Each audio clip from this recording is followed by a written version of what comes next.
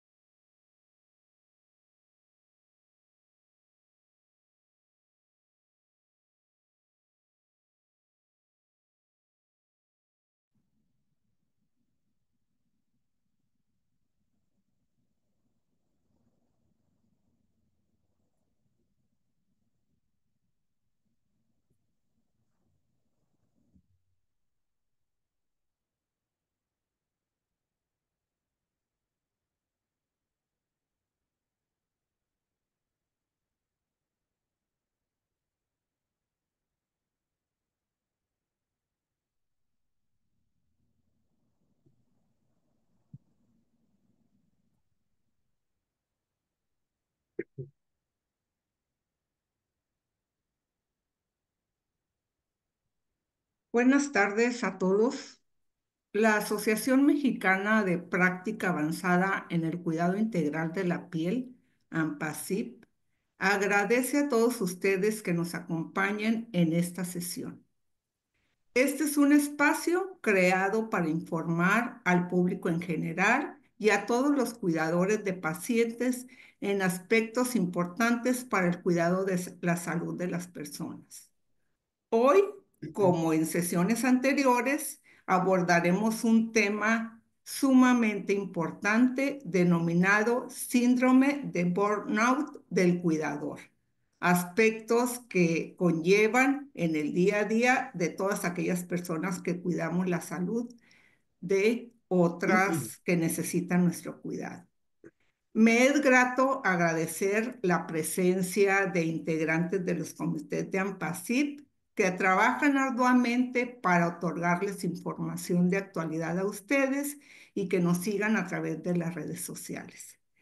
Muy en especial agradezco a nuestro ponente, el licenciado Julio César Félix Romo, que ya lo tenemos por aquí presente, por su tiempo y por su disposición para estar presente el día de hoy y brindarnos información valiosa para todos nosotros. Desde luego agradecemos a todos los colegas y a todas las personas que nos acompañan en esta sesión de diferentes partes y de diferentes contextos. Sean todos bienvenidos a esta sesión de webinar. El objetivo del día de hoy en el tema que vamos a dar a conocer es dar las características del síndrome de burnout, cómo afecta en el estado físico, mental y emocional de las personas que se dedican al cuidado de otras.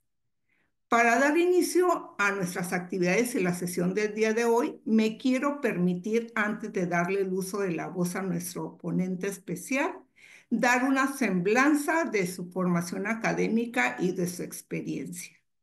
Nos acompaña el licenciado Julio César Félix Romo, que tiene una formación académica de licenciado en enfermería, egresado de la Escuela de Enfermería del IMSS de Hermosillo, Sonora, en el 2021. Entonces, tenemos un nuevo talento de enfermería en este momento. Es además licenciado en psicología de la Universidad del Valle de México, egresado en el 2015, o sea que él sabe de qué es lo que nos va a hablar. Tiene diplomado en el manejo de heridas y primeros auxilios en el trabajo. Ha tenido grandes experiencias en el ámbito laboral desde el punto de vista de la psicología, ya que ha asistido en educación especial, en terapias de lenguaje, en terapia psicomotor y ha dado orientación médica en hospitales pediátricos, en hospitales de Estados Unidos, puesto que él uno de sus talentos es que es bilingüe. Entonces, eso fortalece mucho el trabajo que él realiza. Desde luego que en el mundo de las heridas, él realiza atención y manejo de pacientes con heridas y estomas y también otorga esta atención psicológica y acompañamiento al paciente de todos aquellos en los cuales él atiende y que de alguna manera tienen algún problema de lesión de la piel.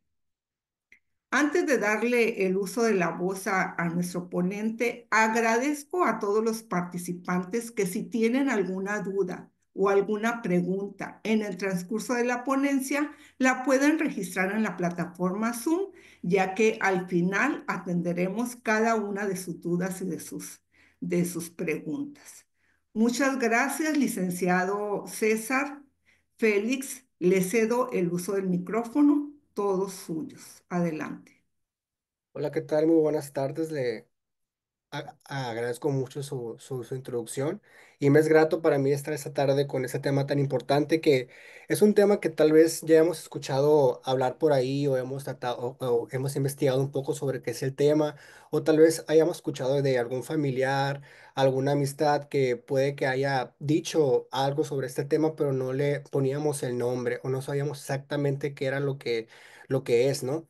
El concepto como tal del síndrome de burnout en el cuidador.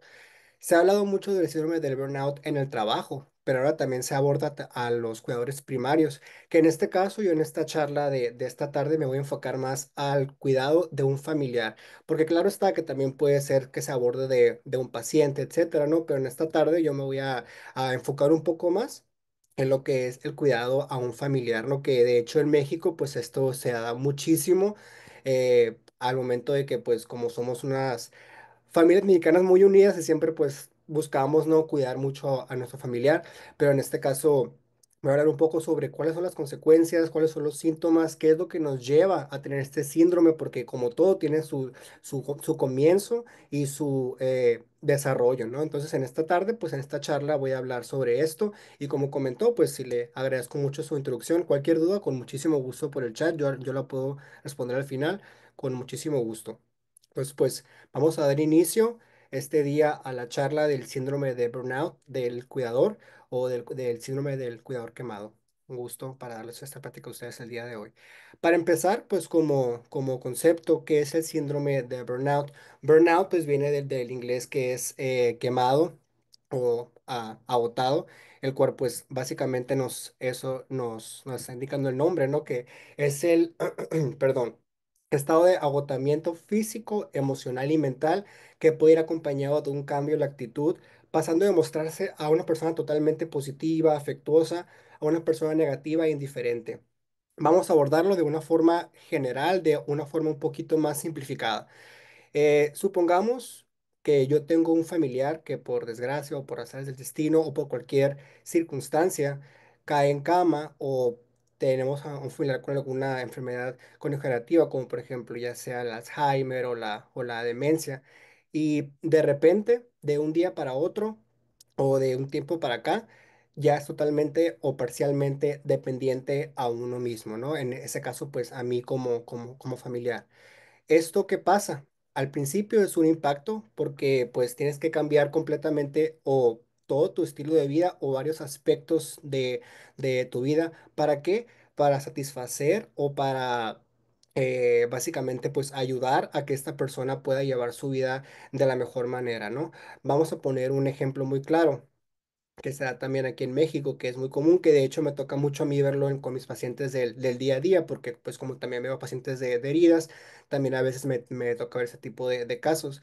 Una persona, adulto mayor, que cayó en cama, se fracturó la cadera o tuvo un problema o X o Y, pero que quede en cama ya no tiene la habilidad para pararse, para hacer sus actividades pues independientemente, ¿no? Un familiar, porque por lo regular siempre nada más es un familiar se empieza a hacer cargo de esta persona. Al inicio, pues, ¿qué pasa? Todo perfectamente bien, no lo vemos como algo tan pesado, ¿por qué? Pues porque se empieza con una actitud pues, positiva, que voy a hacer todo para poder ayudar a mi familiar, lo voy a sacar adelante, etcétera, etcétera. Al principio también supongamos que tenemos hermanos o familia que pues te empieza a apoyar en ese aspecto, ¿no? Todo el inicio va marchando de forma, como quien dice, regular, de forma positiva, para tanto como para nuestro paciente, como, perdón, para nuestro familiar como para uno mismo, ¿no? Así empezamos con esto, siempre buscando la forma de apoyarlo, siempre buscando formas para que se sienta mejor, más cómodo, etcétera, etcétera, etcétera, ¿no? Así empezamos siempre. Claro, es muy distinto y en cada situación varía, ¿no? Porque pues si ocupamos tal vez a lo mejor atención más específica médica o de enfermería o de fisioterapia o algo más específico, pues ya se buscaría, ¿no? Pero como les comento, siempre se busca esa parte de buscar la comodidad para nuestro familiar, ¿no? Dejando ya un poquito de lado nuestra comodidad o nuestras actividades, nuestro día a día, vamos dejando poco a poco, no del todo, nuestras actividades diarias, ¿no? Nuestros hobbies, nuestros pasatiempos, tal vez cedemos un poquito nuestro tiempo de lo que hacíamos antes ahora para cuidar a mi familiar. Ok, esto empieza muy bien, empieza perfecto, pasan las semanas, pasan los meses, vemos que poquito a poquito ya tal vez ese apoyo que antes teníamos de familiares o de amigos, cada vez se va haciendo menos, cada vez se van alejando un poquito más. ¿Por qué? Porque tal vez a lo mejor yo soy la hermana que siempre cuida a todos, o soy hijo único, o soy la persona que vive aquí con ella en su casa, o todos están fuera de la ciudad y solamente yo puedo cuidar de esta persona. Por cualquier razón que se pueda suscitar, nos quedamos con nuestro familiar cuidándolo solos. Ok, seguimos con la actitud, pero pasa que de repente ya empezamos a dejar nuestra individualidad solamente para dedicarnos a esta persona. ¿A qué me refiero con esto? Dejamos, como les comentaba, actividades, dejamos tal vez vida social, a veces hasta dejamos vida laboral para dedicarnos totalmente a esta persona. ¿Y esto qué lleva? Esto nos lleva a que empiece a surgir el síndrome del cuidador quemado. ¿A qué me refiero con esto? Uno de los por así decirlo, factores por el cual empieza este síndrome, por el cual surge este síndrome, es la invisibilidad emocional. ¿A qué se refiere esto? Eh, lo que yo sienta hacia esa situación de tener a mi familiar postrado en cama, de no poder hacer, tal vez pensar que no poder hacer mucho por mi familiar. Empiezo a dejar esas emociones, ¿por qué? Porque pues yo me preocupo simplemente por lo que él necesita, por lo que él quiere, por lo que él está requiriendo en este momento de mí, ya sea física y emocionalmente, porque claro, son las dos partes, no vemos, bueno, pues a lo mejor esta persona todavía está consciente, ella sabe que está en cama y que no puede caminar, ¿cómo se siente ella? Soy egoísta yo por el hecho de decir, oye, pero o sea, ¿cómo voy a estar pensando en mis emociones si esta persona está así, se siente de esta manera porque ya no puede caminar? Supongamos también más en ya personas un poquito más jóvenes, ¿no? Que pierden tal vez a lo mejor por algún accidente o por otra razón la habilidad ya sea de poder valerse por sí mismos. Entonces pensamos, cómo yo voy a poner mis sentimientos? Si yo estoy, entre comillas, sano, yo puedo hacer mis actividades, etcétera, etcétera, etcétera, si esa persona está pasando por esto, pero yo sigo pensando en eso, yo sigo teniendo ese sentimiento de ansiedad, empiezo a pensar, no, pero yo quiero hacer mi vida, yo quiero hacer mis actividades, pero no puedo porque me siento atado a estar cuidando a esta persona, pero eso lo vamos dejando al lado, ¿por qué? Porque nos dedicamos o pensamos solamente en el bienestar emocional y físico de nuestro familiar. Esto se ve muchísimo, yo lo he visto mucho con los pacientes y una parte muy importante aquí también es la actitud. Voy a comentar un ejemplo que, bueno, que ya he tenido en mi tiempo como enfermero, ¿no? Hay un paciente, un señor no es tan mayor, estará tal vez en sus 50, con su esposa. Viven ellos dos solos en su casa. El señor ya tiene más de 2 años, creo tal vez un año, un poquito menos de 2 años postrado en cama. La señora, pues, es una señora también ya un poco mayor y es la única que se encarga de él. Entonces, yo siempre que voy a curación con esa señora, yo desde el inicio, yo siempre noté en ella una actitud muy, muy, muy buena. Y quiero que les quede ese pensamiento con la actitud tiene muchísimo que ver en el cuidado y en cómo vamos a desarrollar el cuidado con nuestro familiar. ¿Por qué? Porque esta señora, esta persona, siempre que yo le decía, no, pues, ¿sabe qué? Mire, tiene que hacer esto, esto y esto para que su familiar esté bien, ¿no? Porque no es simplemente nada más lo cuide y no, sino que es cambiarle de posición, estarle dando sus medicamentos, su alimento, estarlo vigilando, cambio de pañal, etcétera, etcétera, etcétera. Conlleva una gran, gran, pues juego, ¿no? De actividades que tiene que hacer esta persona para cuidar a su familiar. Y eso pues aunado a lo que el familiar requiera, ¿no? Que pues, si tiene alguna incomodidad o si se siente pues triste, ansioso, depresivo, etcétera, la persona que lo tiene que apoyar pues es su familiar primario, en este caso es ella. Entonces ella siempre, desde que yo tengo uso de memoria, que voy con ella a curar a su familiar, siempre está con la actitud muy buena. Siempre me dice que va a mejorar, que va mejorando. De hecho, me llena mucho pues, de alegría, ¿no? Porque pues uno como quiera siempre se encariña con los pacientes y más cuando tienes tanto tiempo de estarlos viendo. Entonces, a mí me da como que esa sensación de alegría el ver que ella, a pesar de todo lo que ha pasado, a pesar de lo que sigue pasando, siempre toma con esta actitud y siempre trata de ver lo mejor de la situación. Eso le ayuda muchísimo, muchísimo al familiar. Claro, no siempre se va a poder ser así, ¿no? Pero dentro de lo que cabe, si se puede tener una actitud pues, positiva, eso ayuda muchísimo tanto a la persona que lo cuida como al familiar. Eso contrastado a otro caso que tuve también, donde, como les comento, eso se comprende perfectamente bien. No todos tomamos las cosas de la misma manera, no todos procesamos las cosas de la misma manera. A fin de cuentas, cuando un familiar nos cae en cama, ya sea esposo, hijo, papá, mamá, hermano, etcétera, es un duelo tanto para el familiar como para la persona que lo cuida. Y como todo duelo, pues tiene sus etapas, ¿verdad? Y no necesariamente tienen que estar en orden. Supongamos que esta persona, yo cuando fui a ver al familiar, pues me encuentro con una persona un poco frustrada, un poco enojada, se podría decir, por el hecho de que su familiar estaba en cama. Se notaba muchísimo al momento de que yo le decía lo que tenía que hacer, yo le decía de cambiar de posición, etcétera, etcétera, etcétera. Se notaba muchísimo en la actitud de la persona cómo lo tomó y no era una forma muy, muy grata. Claro que no siempre era así, ¿no? Pero la mayoría del tiempo sí se notaba que cansada, se notaba que ya no podía. Y a veces, como les comento, se comprende porque es una situación que nos puede tomar totalmente de sorpresa.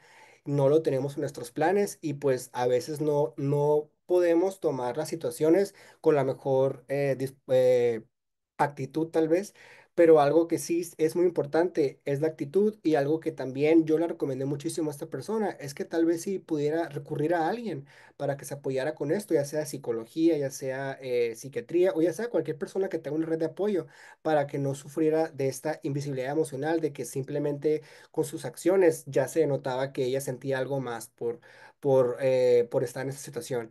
Entonces, a lo que voy con esto es al segundo punto, que es el aislamiento.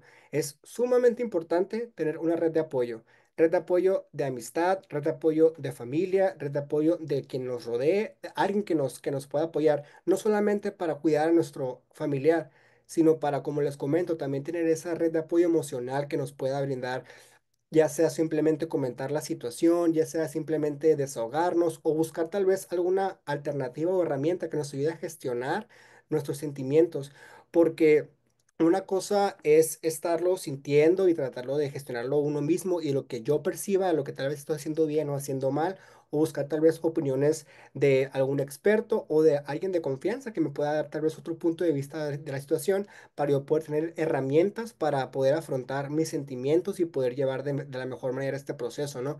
Porque es lo principal y sí me ha tocado ver mucho este caso de que las personas empiezan a aislarse tanto de su vida social, su vida laboral, pues, todos los pasatiempos que tenía, todo lo que ella antes hacía, lo empieza a dejar y lo empieza a dejar poco a poco. Tal vez no se dé cuenta, tal vez ella inconscientemente diga, no, si no estoy dejando a mis amigos, los veo cada tanto tiempo, pero poco a poco todo eso se va alejando. Y es muy, muy importante al menos tener una pequeña o grande. Depende de cada quien, ¿no? Red de apoyo. ¿Para qué?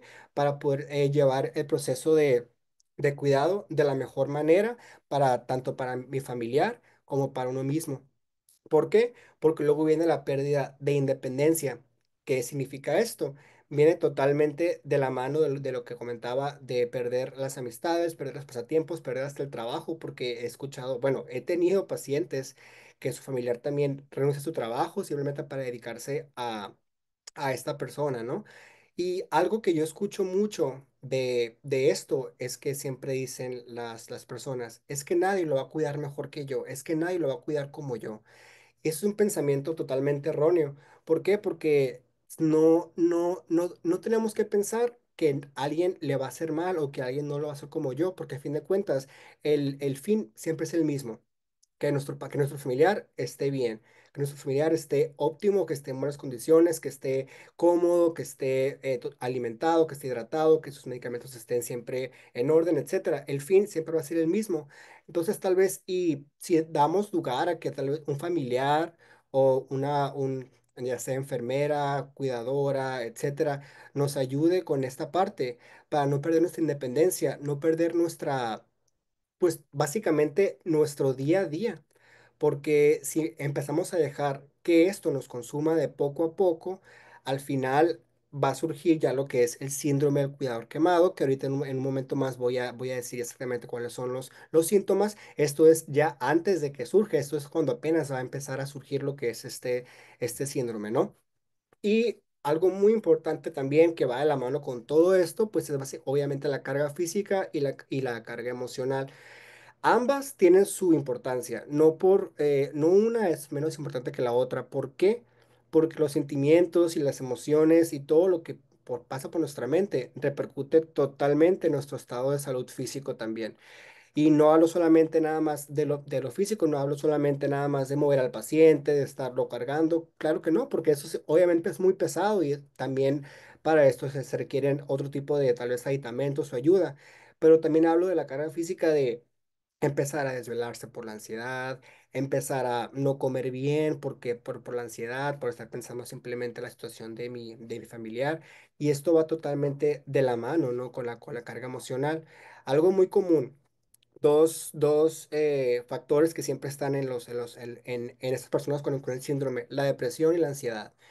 La ansiedad muy, muy, muy, muy, casi 90% de las personas, 80% de las personas que tienen síndrome de burnout en el cuidador padecen de ansiedad.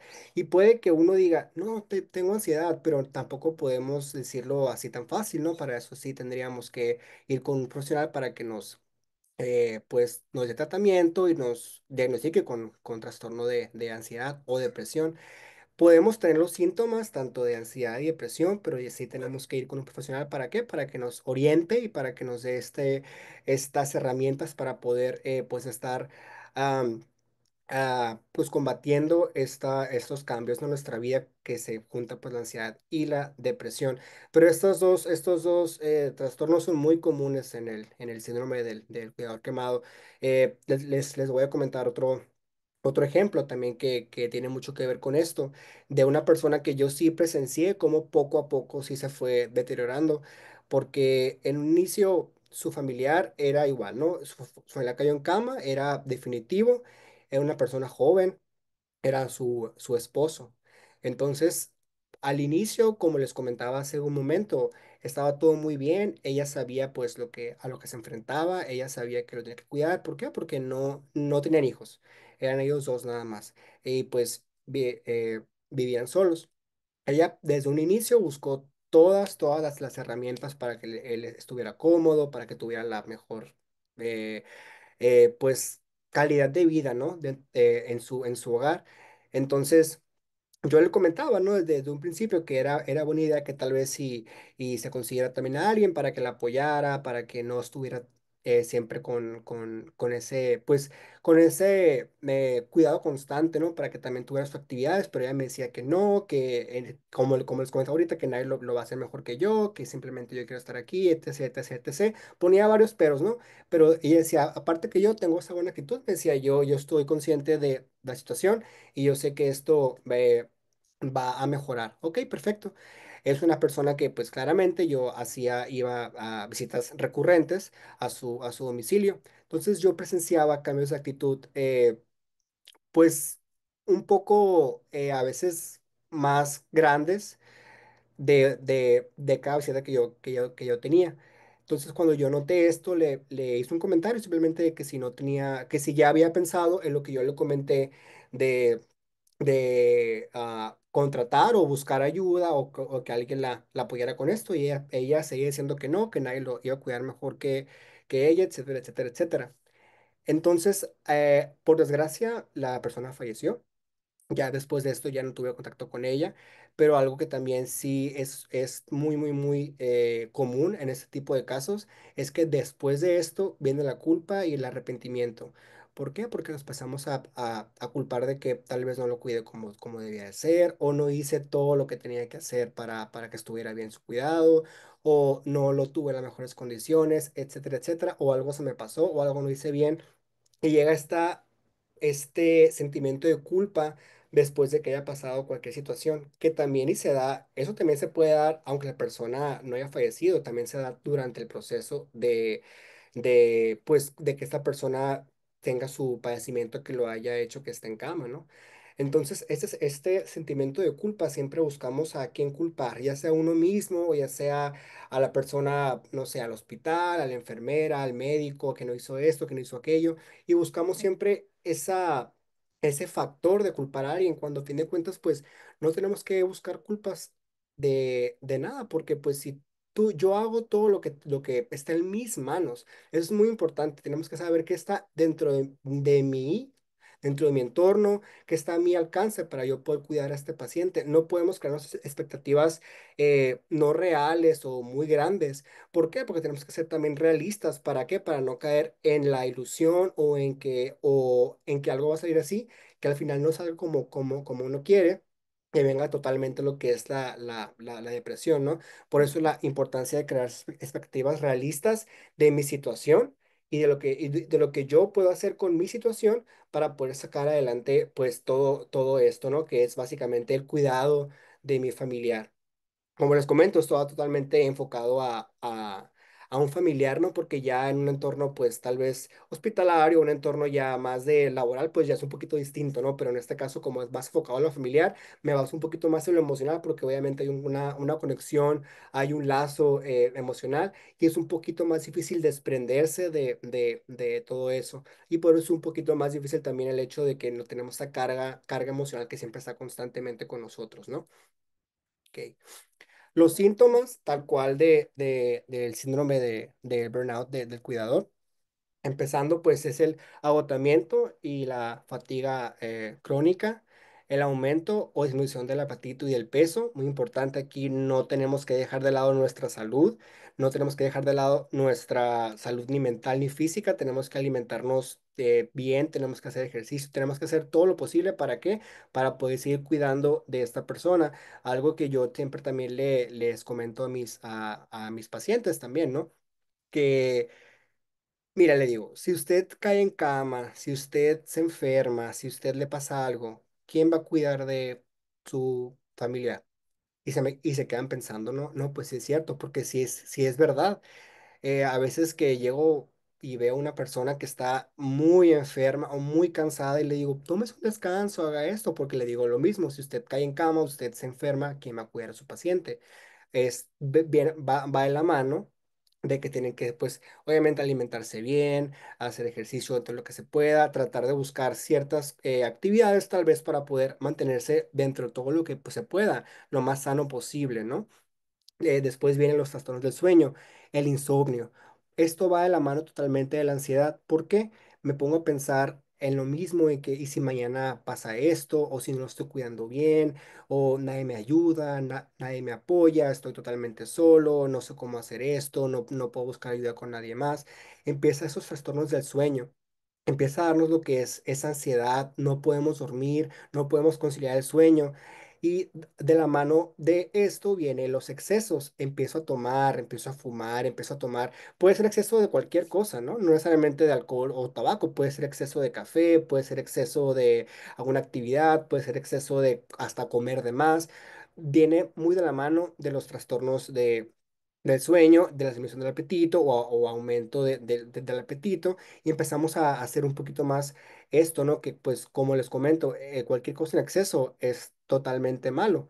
No podemos, también el cuidado en exceso es malo, que va de la mano obviamente de esto que estamos hablando.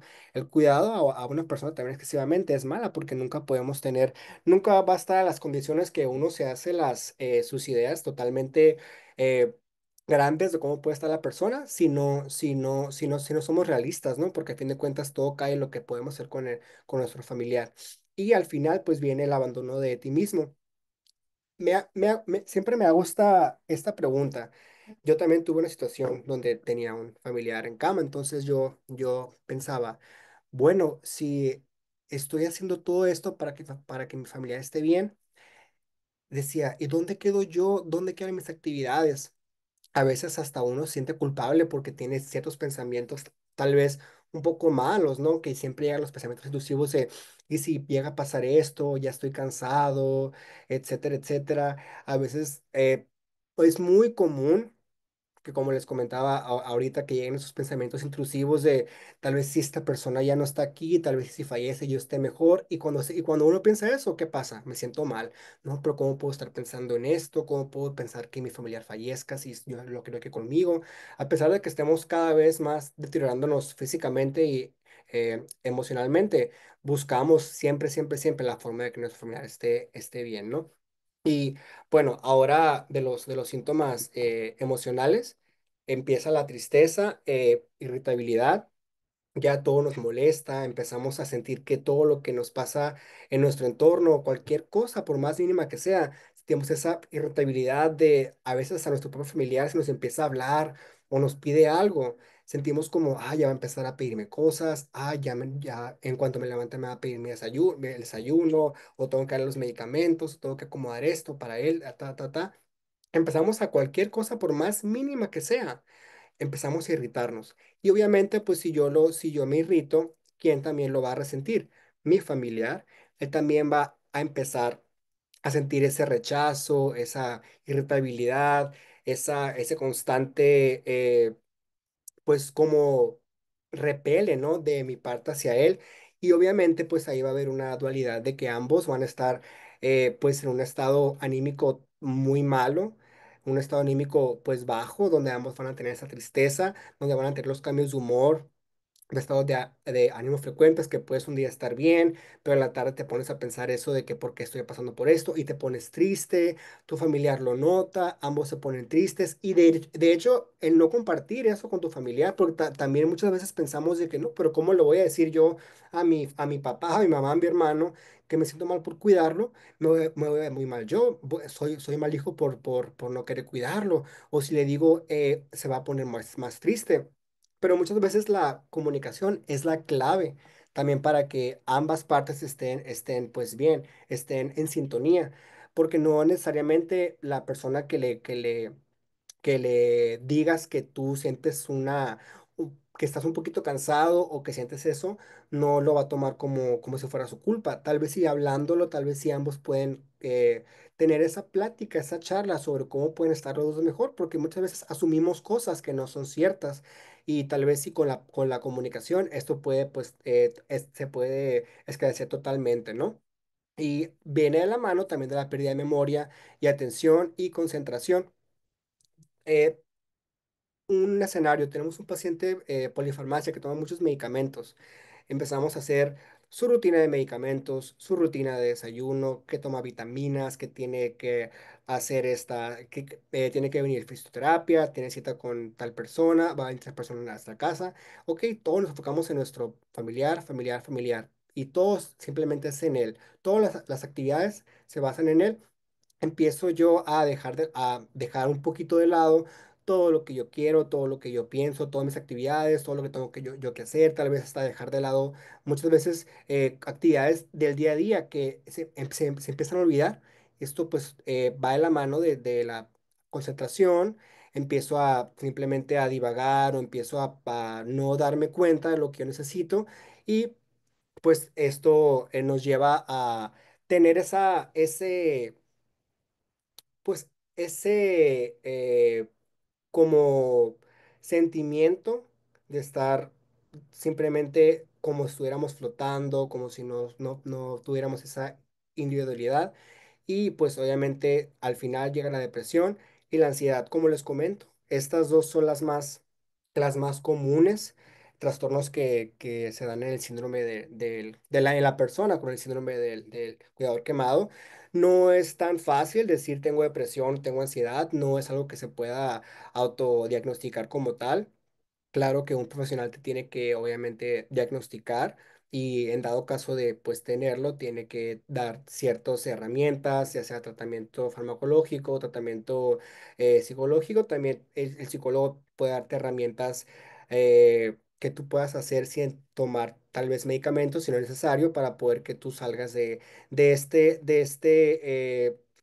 sentimiento, ¿no? De depresión y ansiedad. Algo también que yo recomiendo muchísimo a mis pacientes es la terapia ocupacional. Ok, si tal vez no puedo salir de mi casa, si tal vez no puedo dejar a mi familiar solo en ningún momento, me busco algo yo en mi entorno que pueda hacer, sea tocar un instrumento, leer un libro, jugar a algo que tengo en mi casa, buscar la forma dentro de mi casa tal vez o dentro de mi entorno, hacer algo distinto del día a día. ¿Para qué? Para no perder esa individualidad y esa parte de mí que me mantiene a mí como yo mismo, que soy yo lo que me gusta hacer a mí, que puedo hacerlo para poder distraerme un poco, a lo mejor tal vez, de lo que estoy haciendo. Obviamente sin dejar de lado los cuidados principales a nuestro familiar, ¿no? Pero también tenemos que enfocarnos un poco en lo que nosotros queremos, en nuestro yo y en nuestros sentimientos y nuestras necesidades, tanto físicas como emocionales. ¿Por qué? Porque ya para poder saber qué hacer si se experimenta ese síndrome del cuidador quemado, lo principal es, está bien pedir ayuda. No tenemos que ir con esa idea de que si le pido ayuda a alguien o si hago esto o si le pido, no sé, tal vez consulta con un psicólogo, un psiquiatra, me voy a ver débil o van a pensar que estoy loco o van a pensar esto de mí. Hay que quitarnos totalmente esa idea de la cabeza porque no es de ir de locos ir con un psicólogo, con un psiquiatra. Al contrario, es de valiente saber que estoy en esta situación y que necesito buscar ayuda y que necesito buscar ayuda ¿para qué? Para poder estar bien yo. Porque si no estoy bien yo, pues obviamente no puedo cuidar de nadie más.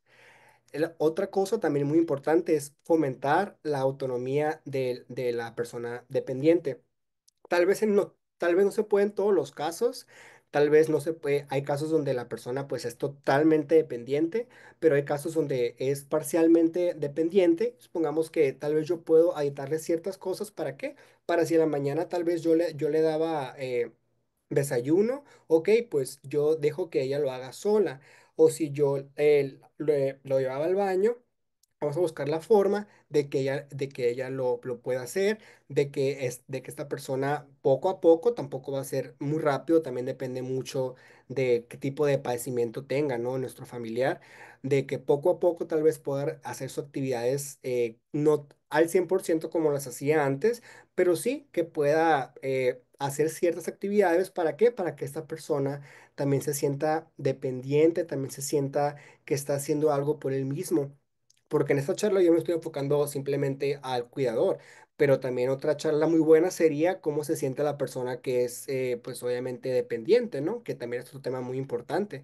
Pero sí, aquí también viene la importancia de fomentar la autonomía de nuestro familiar. ¿Para qué? Para que poco a poco pueda recuperando o él pueda ir haciendo ciertas actividades que lo hagan sentir como que ya es un poco más independiente y eso pues obviamente nos va a hacer que descansemos un poco tal vez de lo que hacíamos con nuestro familiar, ¿no? Y ambos se sientan bien.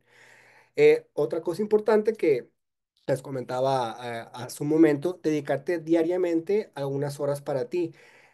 No necesariamente pueden ser horas, puede ser tal vez una media hora, unos 40 minutos. Esto también depende mucho de la situación y de cómo sean las cosas. Si somos la única persona que cuida a nuestro paciente, perdón, a nuestro familiar, pues tal vez sí un momento del día donde sea un momento que ambos, que lo pueda dejar solo un momento, ok, me dedico a hacer tal cosa, me dedico a hacer una actividad para mí, o ok, busco a alguien que me apoye para cuidarlo una hora, 2 horas, 3 horas, y yo salgo, porque no está bien, perdón, porque está bien hacer eso. Muchas veces tenemos ese sentimiento de, pero ¿cómo voy a dejar a mi familiar? ¿Cómo yo voy a hacer esto? ¿Cómo yo me voy a estar divirtiendo si mi familiar está en cama, si está sufriendo, si él no puede levantarse? Esos pensamientos intrusivos que tenemos, hay que eliminarlos porque al fin de cuentas no estás haciendo mal, al contrario, estás haciendo bien. ¿Por qué? Porque vas a estar bien tú. Y si tú estás bien, vas a poder tener todas las herramientas para poder cuidar de forma efectiva y de forma y con calidad a nuestro familiar. Entonces, esto es muy común que pensemos en cómo yo voy a hacer, cómo yo voy a estar disfrutando de tal cosa si mi familiar o la persona que estoy cuidando no lo está haciendo.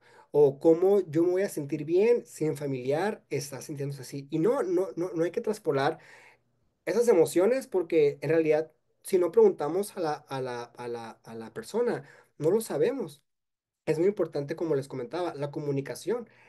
Ok, ¿sabes qué? Mamá, papá, hermano, tío, esposo, esposa, voy a salir un tal momento, te va a venir a cuidar tal persona, va a estar sola una hora, que nada puede pasar si la persona está consciente, si la persona puede hacerlo, ok, te dejo solamente una hora y vuelvo.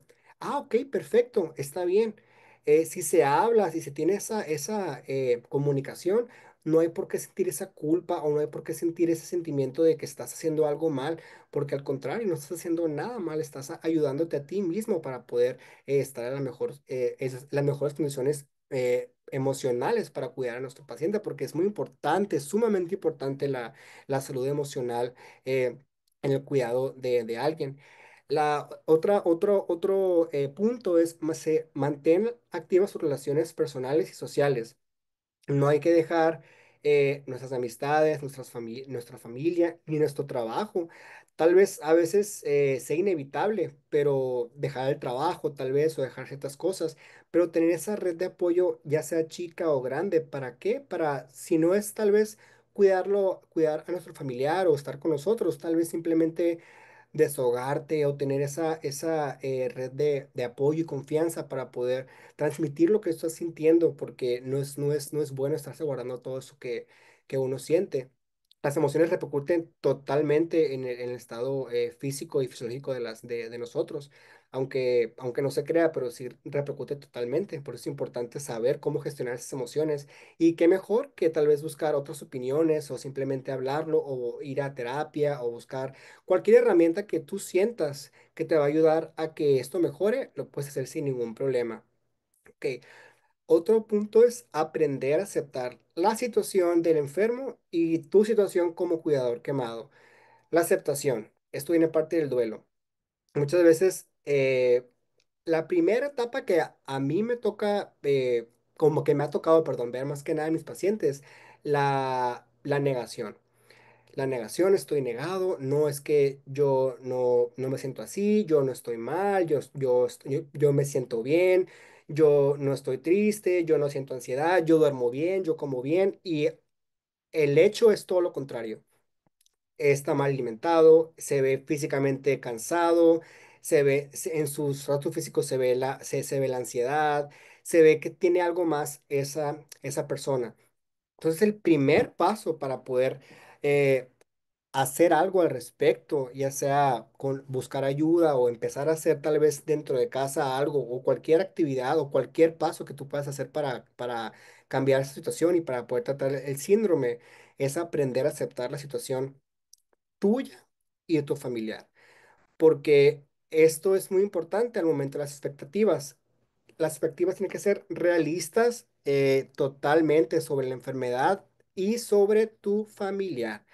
Porque si pensamos que ya nos dieron un diagnóstico, ya nos dijeron que esta persona tal vez por desgracia ya no va a caminar ya nunca más en su vida, puede tener terapias, puede hacer esto, pero por desgracia ya no va a caminar. Ok, a veces estamos en la negación y decimos, no, pero es que voy con otro doctor o voy con otra persona que me da otra opinión o busco tal terapia o busco tal algo en lo que sea. Se busca siempre lo que sea para poder beneficiar a nuestro familiar, pero estamos buscando algo que tal vez no existe, estamos buscando algo que tal vez si no le beneficia, al contrario, estamos simplemente perjudicando por estar tratando de hacer cosas que no son aptas para él. Entonces, sí, tenemos esa expectativa de que siempre, de que se puede hacer algo más o de que podemos buscar algo más y no caemos en la realidad de nuestra situación, nunca vamos a estar bien, nunca vamos a estar conformes ni con lo que hago yo como cuidador, ni lo que hacen los demás, ni lo que mi familiar está haciendo. Nunca nada va a ser suficiente. ¿Por qué? Porque voy a estar pensando en que siempre se puede hacer algo más cuando a veces simplemente no se puede. Y es muy importante saber con qué contamos y qué podemos hacer para poder llevar de la mejor manera la situación.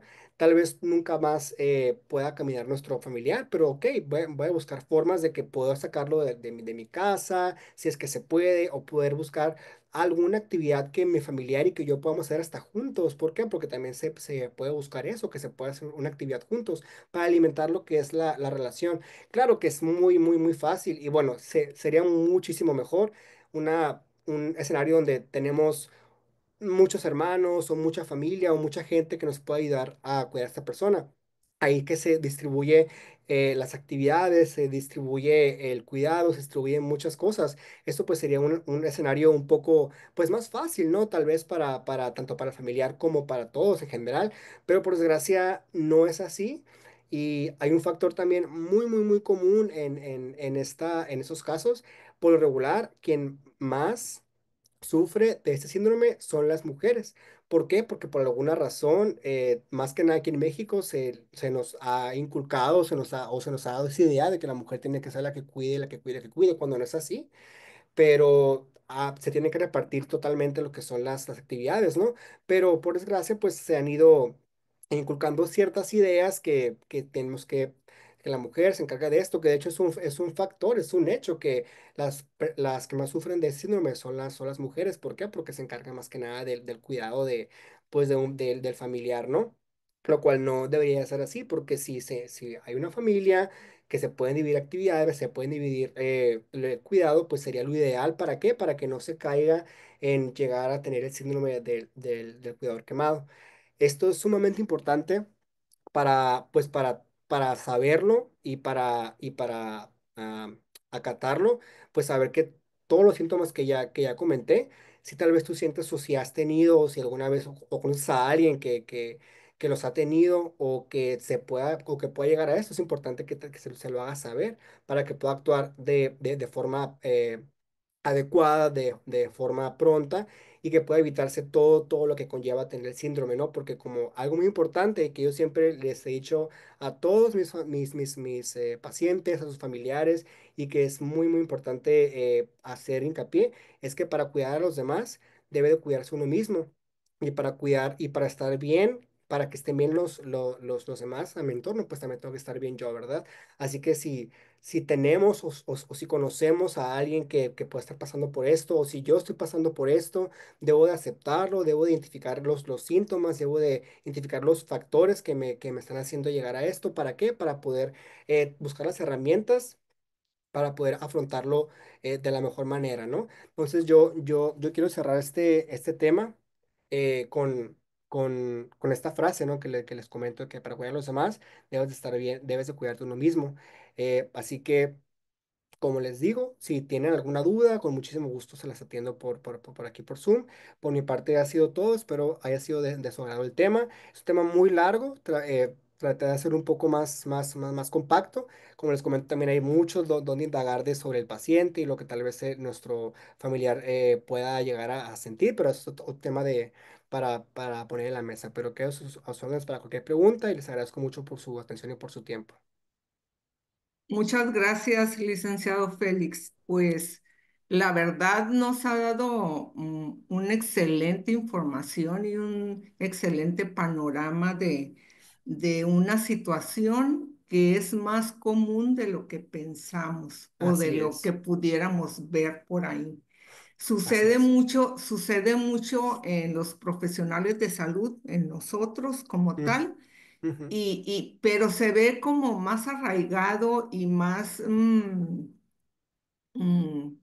como con más conflicto en todos aquellos cuidadores que no tienen como tal una formación en salud y que por lo tanto la situación de sus familiares o de las personas que cuidan, pues les genera un gran sentido de estrés, Así un gran es. sentido de estas emociones por la situación por la que están pasando y pues muchas de las veces no tienen como esa orientación y toda esta información que nos acaba de otorgar usted para Ujú. saber qué hacer y cómo actuar y qué es importante para pues no seguir perdiendo mi integridad como persona, ¿no? Porque como Así bien lo es. dice usted, si vamos a cuidar a otra persona, pues primero tenemos que estar bien nosotros en todos los aspectos para poder otorgar de manera adecuada pues ese cuidado que necesitamos a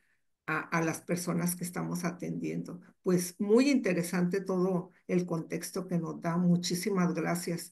No sé Claro que sí. si alguien de los que nos están escuchando por aquí tienen alguna pregunta. Tienen por aquí muchos comentarios, hablan mucho de que se presenta mucho en las áreas críticas, en las áreas de terapia intensiva, que es muy común que lo veamos. También hacen comentarios por aquí pues que sí, que es muy común que haya ese sentido de culpabilidad cuando estoy cuidando y con la mejor siento que no estoy haciendo bien las cosas.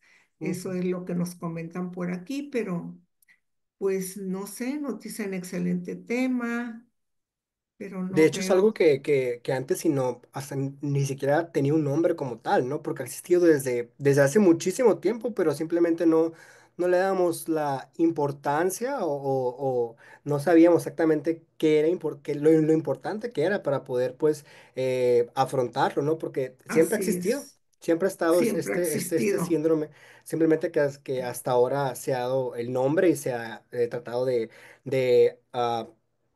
apoyar, ¿no? A las personas que tienen este Así. síndrome. Alguien estudioso de esto se le ocurrió ponerle y muy atinadamente darle un nombre a toda esta sintomatología, pues que definitivamente es importante para ayudar a las personas. Así es. Ponen aquí, en relación, perdón, licenciado, en relación a la constancia, pusieron por aquí un link para el registro y todos los datos para que ustedes puedan obtener su constancia a todos los participantes. De este, lo activan ahorita en un momento. No sé si tienen alguna otra pregunta o alguien quiera participar con algún comentario. Igual cualquier pregunta, ahí está mi celular para cualquier duda. Yo les puedo apoyar completamente por celular o por llamaditas si tienen alguna inquietud, ya sea con ellos mismos o con alguien más. Yo con Ok. mucho gusto los puedo orientar. Ok, le agradecemos, licenciado Julio César Un Félix. placer. Aquí tiene su celular, su teléfono, para el que no se atreva a hacerle una pregunta por aquí de manera directa en el webinar, pues lo puede hacer de manera directa. Bueno, Excelente. pues le agradecemos, licenciado, por su valiosa participación. También agradecemos a todos los participantes que hayan permanecido a lo largo de esta sesión. Me permito hacer entrega de una constancia que le voy a poner por aquí.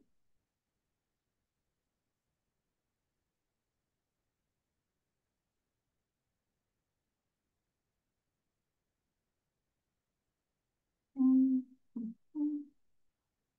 La Asociación Mexicana de Práctica Avanzada en el Cuidado Integral de la Piel, AC, otorga la constancia al licenciado Julio César Félix Romo por su participación como ponente en el webinar Síndrome de Burnout del Cuidador, realizado el 25 de marzo del 2025 en modalidad virtual síncrona con una duración de 2 horas, Ciudad de México, 25 de marzo del 2025 y firman la licenciada María del Carmen Romo, titular del Comité de Educación, y la licenciada Otilia Cruz Castañeda, nuestra presidenta de AMPACIP.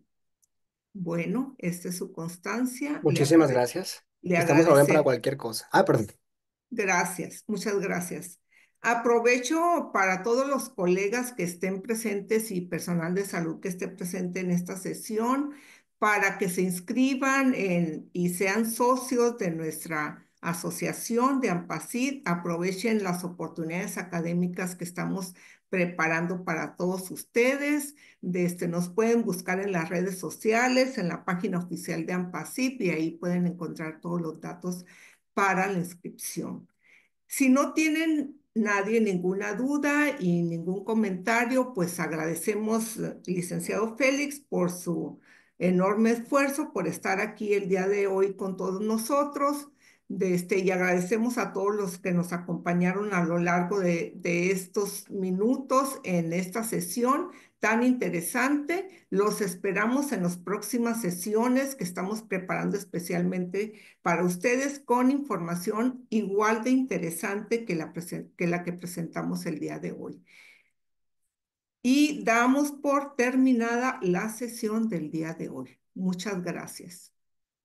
Y gracias a todos por sus felicitaciones. Se las hacemos llegar al licenciado Félix. Gracias. Hasta luego.